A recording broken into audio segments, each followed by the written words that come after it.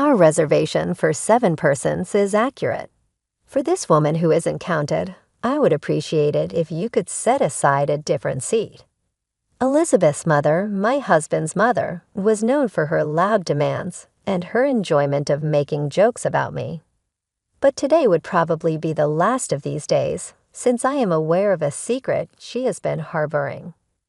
I'm going to spill the beans during the family get-together today. Natalie is my name. I'm a 28-year-old cook at work. After completing culinary school with honors, I started working in a well-regarded Western restaurant in the city. It was there that I got to know George, a kind client who would eventually become my spouse.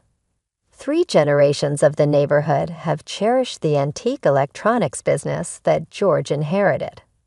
Following the death of his father last year, George has assumed the role of 3rd-generation owner.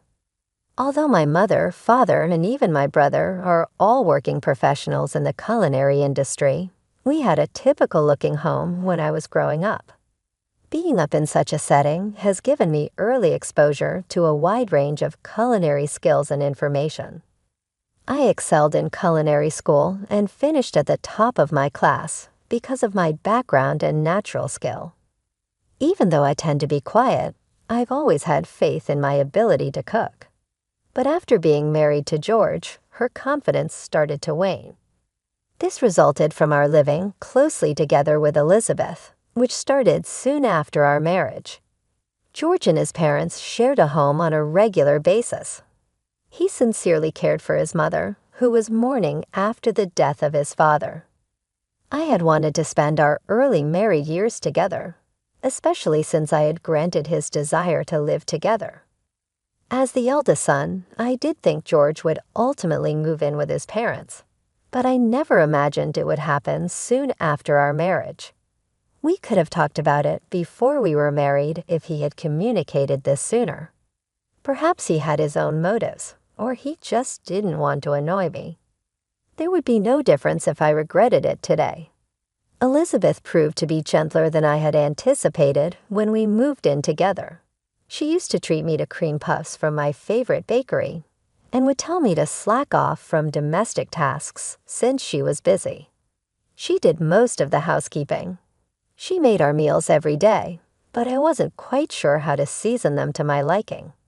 This worried me. Every meal had a lot of salt. I reasoned that it may be typical of the North, as I had heard that Elizabeth was from there.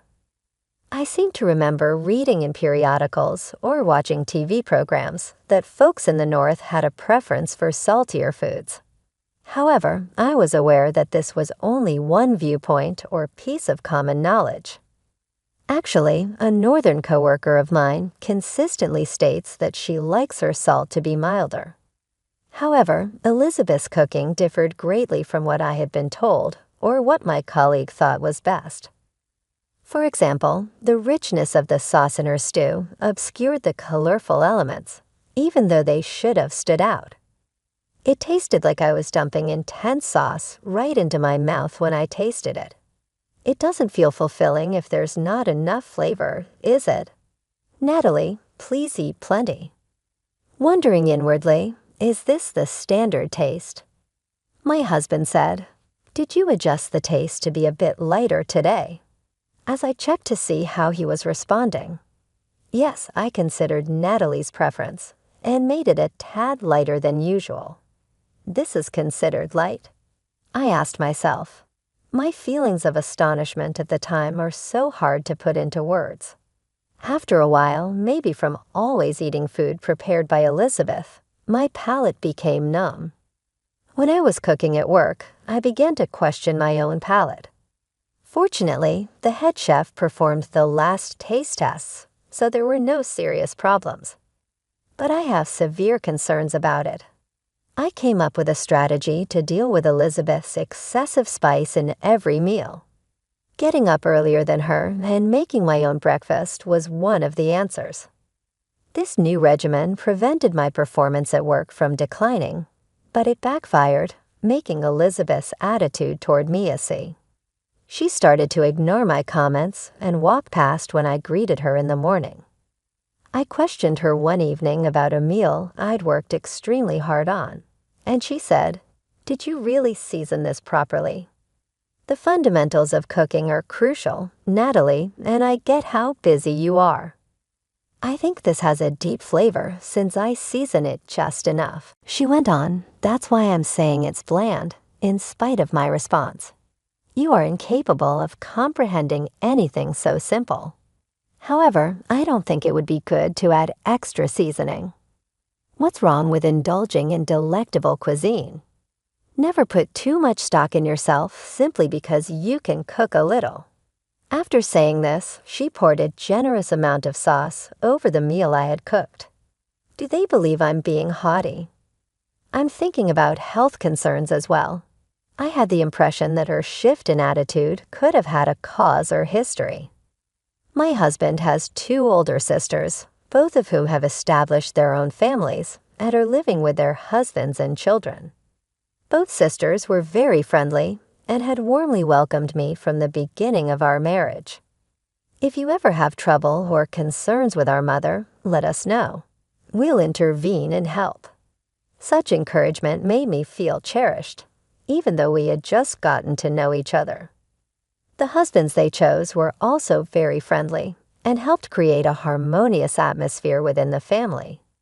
Especially Emily, who has a lovely 5-year-old daughter, had a grand birthday celebration for her planned at her house. I was asked to help with food preparation, which I gladly accepted. As a result, the dining table was filled with a variety of dishes. Each dish was distinctively unique, colorful, and very appetizing. As the party began, my daughter said, "She really loves the spaghetti from the restaurant where Natalie works. Being able to enjoy that taste at home is wonderful." Emily said, full of admiration, "I'm truly happy to hear that. Please eat a lot," I replied, unable to hide my joy. "Thank you for making this spaghetti. It's really delicious." She expressed her gratitude with sparkling eyes. "Everyone, please try this stew I made. It's exceptional," she said slightly shyly, offering her dish to Emily's daughter. "That makes my mouth feel spicy when I eat it, so I don't like it." Emily's daughter frowned and declined. Can I have some more water?" she said after trying a few bites, barely keeping a smile. His glass was completely empty after a few sips. "Mom, I've always felt your seasoning is a bit heavy, but today's is especially so. Maybe you can learn some cooking tips from Natalie." "Shut up," she exclaimed angrily and left the scene. I somewhat regretted offering to help with the cooking from the start. Amidst the sour mood, the party ended quickly. I'm sure Emily meant her words lightly, but not just me. Elizabeth must have put love and effort into her dishes as well. It felt unjust for our heartfelt efforts to be belittled with a mere comment. "I'm truly sorry for causing trouble today."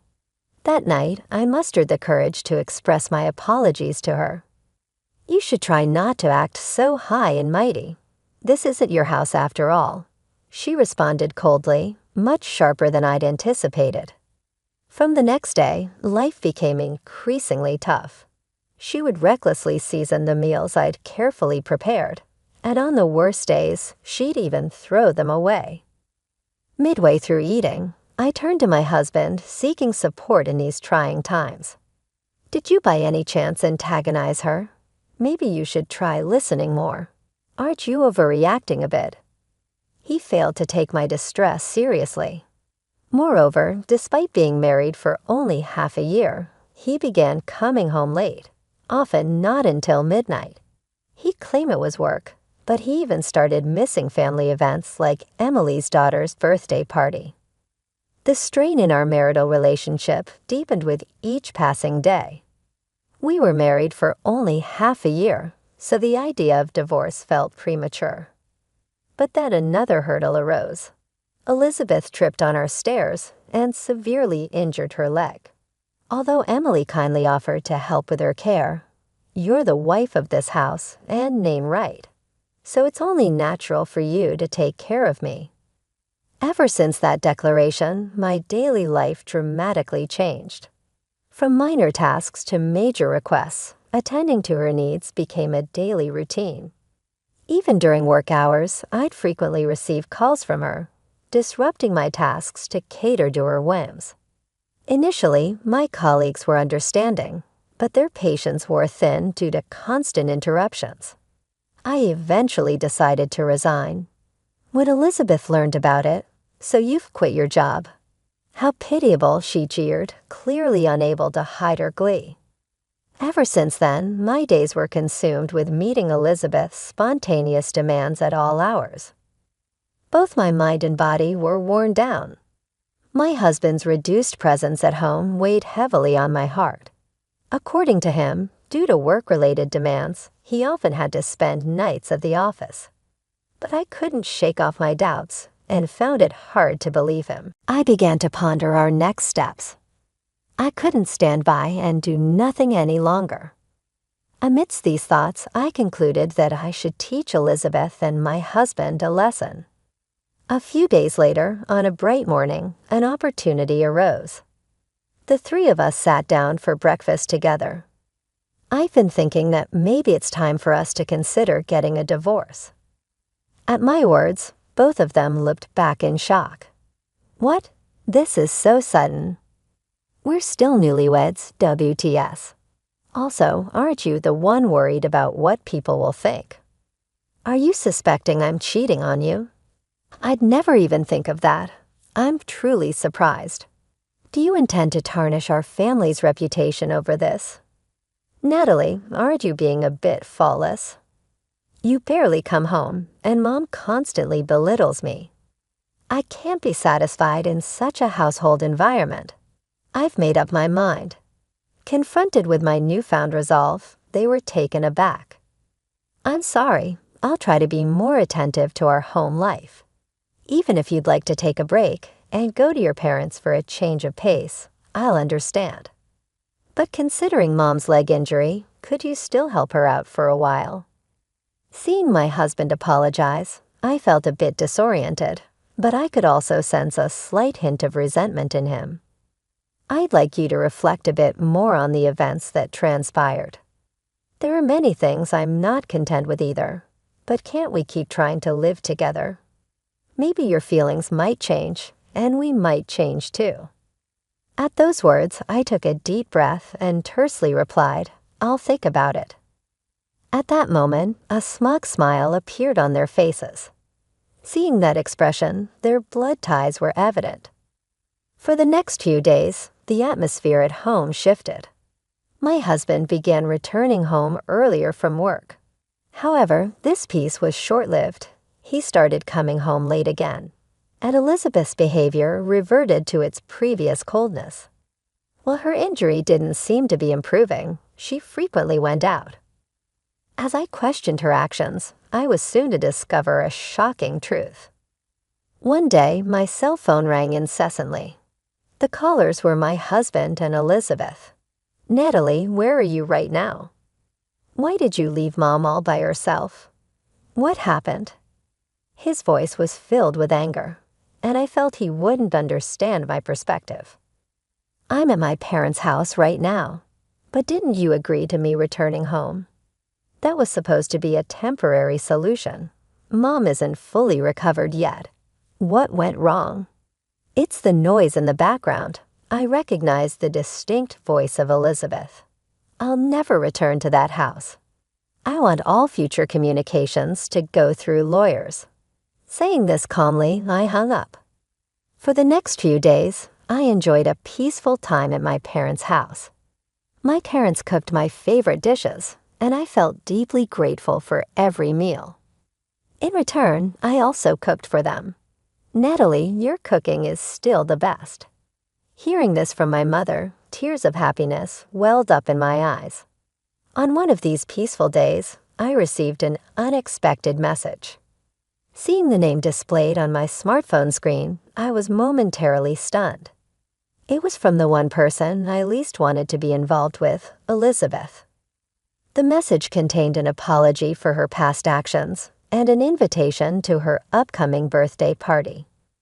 Honestly, I didn't want to accept the invitation. However, the venue was a renowned restaurant, which is rare to get a reservation. Considering it a bit of a luxury treat, I decided to attend and convey my intention. Elizabeth seemed even happier than expected and shared the details. Then the day came. The venue was an upscale restaurant near the station, becoming increasingly popular among food enthusiasts. The reason? A new chef who had trained in France and had recently returned after rigorous training overseas. His dishes were acclaimed as authentically French, receiving rave reviews from diners in the city. Upon arriving at the main entrance of the restaurant, I saw George and Elizabeth already waiting. Recognizing me, they both wore a surprisingly smug expression. The attendees of the party were the same as last time: Emily, her husband, and their children. It was a small gathering of 8 people. The topic of divorce hadn't been shared with them yet, and I planned to break the news at the end of the night. After a while, they arrived with smiles on their faces. "Natalie, it's been so long. You look a bit slimmer. Are you okay?" "Yes, I'm fine." "Thank you for your concern." And so we headed into the restaurant. "Excuse me, the reservation list indicates 7 people. Could you please confirm?" I was internally surprised. "Yes, my reservation for 7 people is correct. Could you prepare a separate seat for this lady?" She was clearly referring to me. "Wait, Natalie, why is this happening?" "I'm not surprised as you are. It seems there's a surprise tonight." "I'll ask the waiter if they can accommodate service at another seat." The waiter kindly guided me to a different seat, positioned slightly hidden from them. As everyone sat down and started eating, I heard, "This spaghetti tastes just like the one Natalie makes." I felt warmed by her comment. This restaurant's dishes have become even more delicious since they got the new chef, especially the meat dish that's coming out later. "It's highly recommended." George nodded in agreement. The anticipated meat dish was brought, and its lavishness raised everyone's expectations. Delicious-smelling dishes were constantly being brought to Emily's table. Meanwhile, not a single dish had been served to George and Elizabeth. "Why is our food taking so long?" Her voice was quite loud, causing nearby customers to glance over. "I deeply apologize. The chef is preparing something special for the 2 of you, so it's taking a little extra time. Please wait for just a bit longer." Despite her annoyance, Elizabeth's face showed a hint of satisfaction, knowing they were getting special treatment. A chef's special dish. That's exciting." Soon after, footsteps could be heard coming from the kitchen.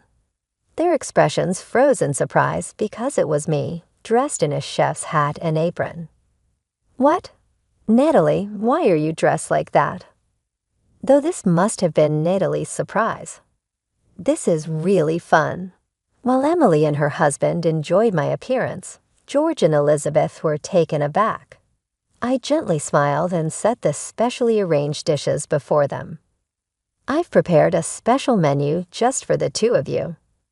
At the center of Elizabeth's plate, a beautiful black lump was garnished with a rich sauce. I've accentuated this using a special sauce. I'll add a little more topping to this sauce. Pouring more sauce on the dish, I felt satisfied seeing Elizabeth's surprised face. "And here's a special dish for you, sir." On George's plate, various batters were beautifully aligned, each shining brightly. "Also, please try it with this special sauce." Placing an elegant sauce bottle on the table, I watched the service. Emily's daughter laughed cheerfully. They looked a bit surprised yet intrigued. They both were seething with anger. "This is unbelievable. I've never seen such an inappropriate service. Call the manager. I'm the person in charge here. Is there a problem? Are you the one allowing such disrespectful service? This is unforgivable. We're going to exercise our rights as customers and sue you." Feel free, but we're also considering legal action for the disruption you've caused." "How dare you?" It turns out that they often visited this restaurant, always being demanding. They constantly complained about the food. The staff already saw them as problematic customers. Until now, considering our familiar relationship, we treated them with leniency. But now that Natalie has chosen to distance herself from you too, we will treat you impartially. Is that okay, Natalie?" "Of course." Peter, Elizabeth, and George were utterly stunned upon realizing that the person in charge of this renowned restaurant was my brother. In reality, this popular restaurant was a product of Peter's diligent management and hard work. They had not been informed of this fact. Peter had previously undergone advanced training in France, and because of his work commitments, he was unable to attend our wedding. Although he had sent a generous wedding gift, he had never spoken with Elizabeth or George before. However, he remembered their faces because he had received pictures from family gatherings. "I couldn't attend the wedding, so I wanted to greet you when you visited, but every time you both seemed too busy with your guests." Elizabeth and George seemed lost for words upon hearing this. "We didn't know any of this. Could you explain?" Even though she sounded cheerful, the slight shadow in her eyes showed she was taking this matter seriously. "Actually, we came here to dine with some shopkeepers from the town's marketplace. It's trendy these days to have dinner in such modern restaurants." At that moment, a staff member approached politely. "During your last visit, you left behind an item. Please allow me to return it." Handing over a shimmering earring, they added, "You often dine here with men wearing earrings." Isn't that a bit risky? I was momentarily surprised by Emily's question, but chuckled. "Well, it's not exactly like that. You see, he's secretly involved with the woman who works at the flower shop across the street." George's face momentarily froze in surprise. How did I come to know of this secret? A few weeks ago, I had felt suspicious and hired a detective to investigate. As a result, I had obtained several photos of him enjoying dinner with her at this restaurant, and even moments where they entered a hotel together. To be honest, I felt more comfortable with her. Marrying you was a mistake. I'm planning to file for divorce. Just be prepared.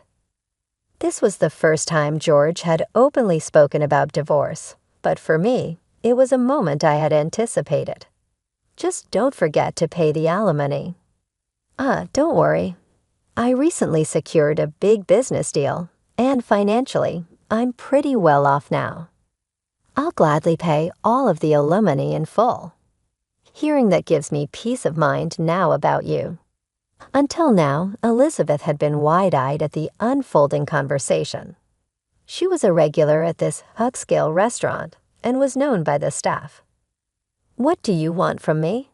Since my husband passed away, I don't think anyone has the right to complain about my behavior. Actually, I had a detective thoroughly investigate your secrets too.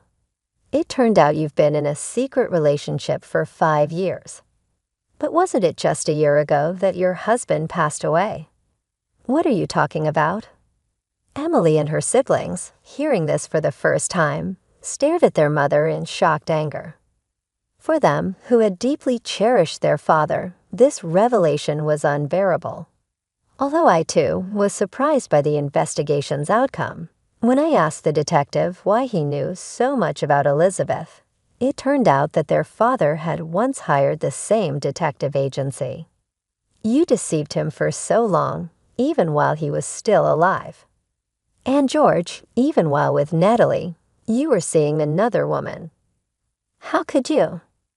In Emily and her siblings' eyes, there was deep anger and disappointment. The tense atmosphere at our table had caught the attention of other diners who started glancing our way. We promised to resolve this matter at home and called it a night for the dinner. As I left, I high-fived the restaurant staff and Peter, expressing my gratitude. A few days later, under the stern gaze of Emily and her siblings, George and I proceeded with the formal divorce process. Now I'm free. I won't regret anything, no matter what happens, he stated confidently. I never expected this outcome. Even after I told you about my bad leg, I never imagined being treated this way. Ah, watch your step. She recoiled in surprise. In truth, her leg had already healed, yet she had been pretending to be in pain to maintain a superior attitude towards me.